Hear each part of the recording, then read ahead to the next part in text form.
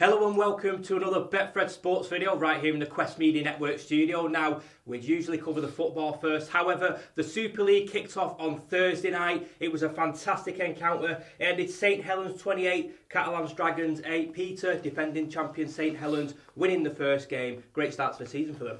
Yeah, it is. A lot of people, including Betfred, think that it's going to be St Helens to get 4 grand finals on the bounce.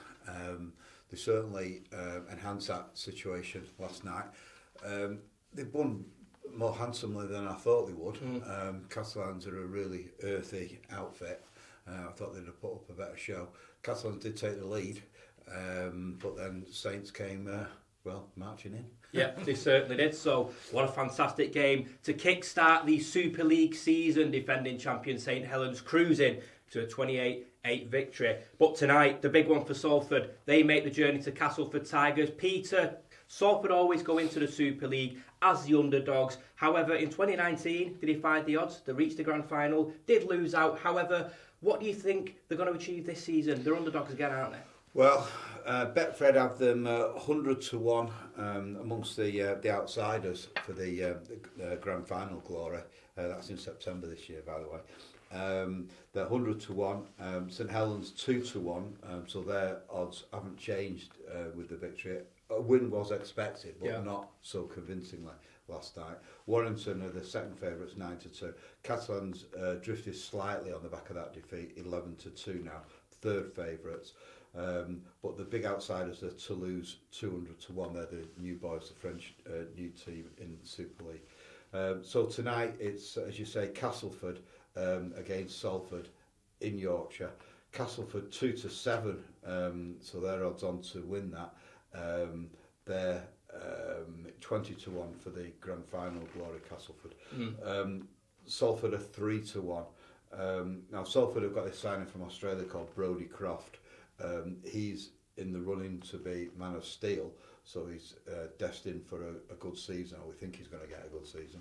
He's 7 to 2 to score any time for Salford tonight. Do you think he could replicate the form of Jackson Hastings back in 2019? Because he went on to win Man of Steel as well. Yeah, he did. A lot of people are making that comparison, and he's in a similar position. He's a flair player, and I think he's got a chance of doing that, but we haven't started yet. So there is a hope that he will do the same as Hastings did. A lot of incomings and outgoings at Salford. Do you think heading into the season they should head into it with optimism? Do you think the fans will be optimistic about the chances, or do you think they'll have to be realistic and say, yeah, we're in a relegation fight?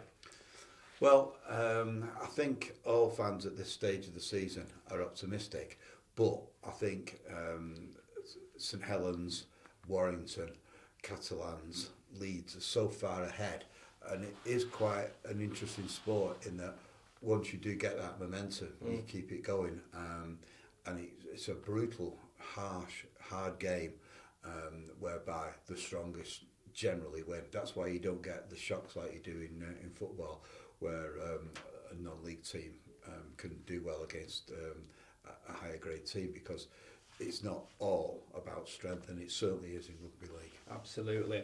Lots of entertaining rugby to look forward to over the coming months. So just to recap, this evening, Salford Red Devils make the journey to Castleford Tigers, and elsewhere, Hull KR host Wigan. Then on Saturday, we've got Leeds Rhinos taking on the Warrington Wolves, and Toulouse, recently promoted from the Championship, they're hosting the Huddersfield Giants. And then on the Sunday, to finish off a weekend, we've got Wakefield Trinity taking on Hull FC. So we're moving to some football news now. Of course, our sides did feature in Premier League matches earlier this week. So on Tuesday night, Manchester United held to a 1-1 draw at Burnley. Peter, we keep saying it, we keep repeating the same old stuff about Manchester United. They've gone to Burnley, bottom of the table, and scraped a 1-1 draw.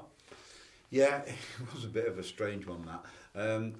I suppose it could have been predicted, a draw at Burnley. Burnley right up for it, and United not really firing on all cylinders.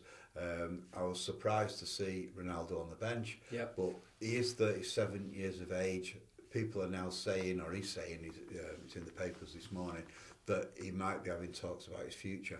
Because at the end of the day, he's a fantastic goal scorer, but the way that United are setting up now, and the way that football's going, the strikers are having to do a lot more Yeah. pressing than ever before, and the old cliche about defending from the front is coming to the fore, and he doesn't do as much running as, say, Cavani or Rashford or Sancho and some of the others. Yeah. So if they are going to play that style, then he's clever enough to realise that the homecoming isn't as successful or as productive as he would have imagined. Yeah, I think deep down he'll be absolutely gutted about what's happened at Old Trafford this season so far. But looking at this weekend's fixture, we've got Manchester United hosting Southampton. Southampton, Peter, coming from behind to beat Tottenham 3-2 on Wednesday. That's really dented Tottenham's hopes of a fourth place finish. Yeah, well, we've got the odds for the top four. United are 7-4, which is exactly the same as Arsenal and Tottenham. Those three, we can't split them, all 7-4 for the top four slot behind City, Liverpool and Chelsea, of course. West Ham, they're next up at 7-1 and Wolves 50-1. That game has now got added spice to it on the back of Southampton's good victory. Yeah. And Southampton have got this reputation for battling, but also with a little bit of flair as well. And I think that United are going to have to pull out all the stops in this game. So United go into it 3-5 favourites to pick up all 3 points. Betfred have Southampton 9-2.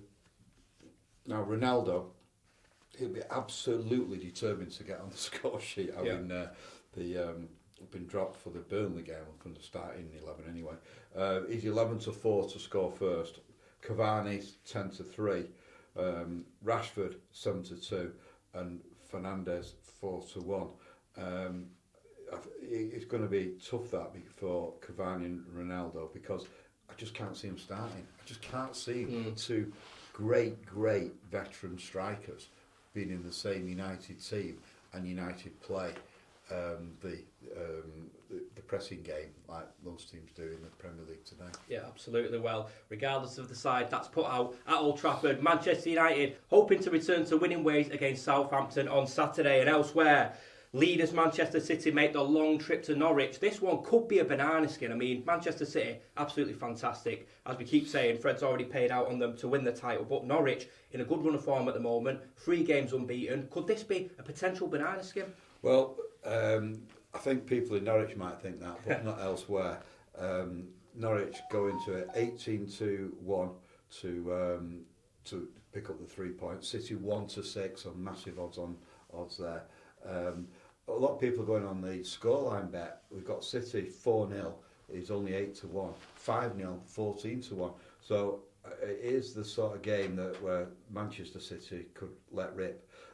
Mahrez and Sterling 10-3 to score first, and De Bruyne and Foden both 7-2 to get that crucial opening goal. Excellent stuff. Well, there you have it. If you fancy Manchester City to beat Norwich 4-0 at Carrow Road on Saturday, that has been priced at Betfred at 8-1. Well, very quickly, we'll just touch up on the National League, because on Tuesday night, it was a huge clash at Edgeley Park in front of 10,000 people. Stockport County 2, Chesterfield 2. Peter, Stockport coming from 2 goals behind to take a share of the spoils. Fantastic for the club, and that really does improve the title chances. Well, it does, except that I think it's a better result for Chesterfield. Chesterfield could overtake them, and they've got that game in hand. But they did show great spirit to get back into that, because they were 2-0 down, weren't they? And the celebration amongst the backroom staff and the manager was something to behold as well, leaping around like that. So it shows how much it means to them. But they are odds on now to get promoted, and favourites for with Betfred to be the champions. Exactly, as Peter just said then, Stockport County favourites to lift the National League title come the end of the season. And as I touched up on then, they're in FA Trophy 5th round action this weekend. They host Cheshunt at Edgeley Park. Cheshunt compete in the Isthmian League Premier Division. And if you don't know about that, that is step 7 of the Football League pyramid. Well, we've touched up on it earlier this week. There was a big winner at Betfred. George from Nottingham put a 3p bet on, and it returned £2,686. Peter, you were telling me before we started recording that this story's made it to, is it 35 newspapers? Yeah, it's on 35 newspaper websites up and down the country. Scotland, Wales, obviously England, and certainly in his home area of Nottinghamshire. I even had CNN on from America asking about it. But you can see the backstory is fascinating because Janus Wagenbach, who's aged 85, known as George in England, he was a political refugee. He fled when the Russians moved into Hungary in 1956. He was telling me how he was on the streets and he saw people being shot in front of him. He came to England, and within a week he got himself a job. He was a trained toolmaker, so he got a job easily enough as an engineer. Then he got married and had a daughter, and he's now a granddad. But he also plays chess. He introduced a move from the 14th century called the Queen's Gambit, which is a fantastic opening move. He reintroduced that into the Mansfield Chess Club. And he also is a fitness fanatic. He does press-ups in the shop, and he eats a lot of wheat germ, which I had to Google to find out what that was. What is that? It's some kind of powdery oat substance. Right. So he has that. And he swears by tin sardines. So he was a keep fit fanatic and bodybuilder, and became Mr. Nottingham at one stage. And he's just a great bloke. And he had this bizarre bet with us. It's unusual that someone should bet 3 pence. That was his unit stake, because the minimum is usually 5 pence. But anyway, he got the bet on. He got 10 draws, at odds of 900,000 to 1. So that's how he achieved such a fantastic success. He had one of the most interesting ones was Rochdale at Colchester. That was unexpected. And he also had Lebanon and Iraq in the World Cup qualifiers. So they were all in England and Scotland, apart from that Lebanon and Iraq. And he had to run to the Betfred shop because that kicked off at noon, and he had to get this bet that he took 2 hours studying the form to get his bet on. So that was one of the most successful low stake bets that Betfred's ever had. In fact, we're calling it a record breaker. Yeah. Fred is anyway. And Fred contacted him in the shop and gave him some champagne. Excellent stuff. What a great story. But like I always say, you've got to be in it to win it. Now, just to recap on the fixtures this weekend in the Premier League, we've got Manchester United hosting Southampton, and then Manchester City make the trip to Norwich. And then in the Super League, which kicked off last night, as we mentioned before, St Helens beating Catalan's Dragons. But looking at tonight's fixtures, we've got Castleford Tigers hosting Salford Red Devils and Hull KR taking on Wigan. If you do fancy a punt on any of these fixtures, Betfred stores are now open. But, as I always say, you can bet online and via their app.